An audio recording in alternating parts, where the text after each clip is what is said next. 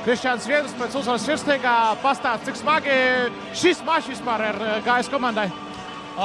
Jā, grūti mums gāja, jau no pirmās minūtes mums gāja grūti, bet šodien galvenais bija vismaz tas 1 punkts, un to mēs arī izdarījām. Ko tev pašam nozīmē čempionu tituls beidzot šeit Latvijā? Jā, es domāju, katram tas ir svarīgi, arī man tas ir, beidzot tas ir noticis, tā kā jā, ir liels prieks par to. Ņemot vērā, cik daudz ir noticis tavā karjerā, vai kādā brīdī ticēji, ka būsi uz tāda viļņa?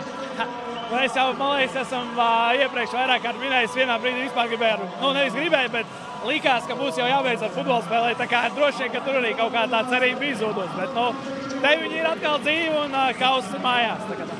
Vai zini, kāds plāns ir svinībām? Nekāds mums plāns nav, jo mēs nezinājām, kas šodien notiks, tā kā nekas nav plānos, nekas nav izdomāts. Spontāni tagad kaut ko domāsim, darīsim. Paldies!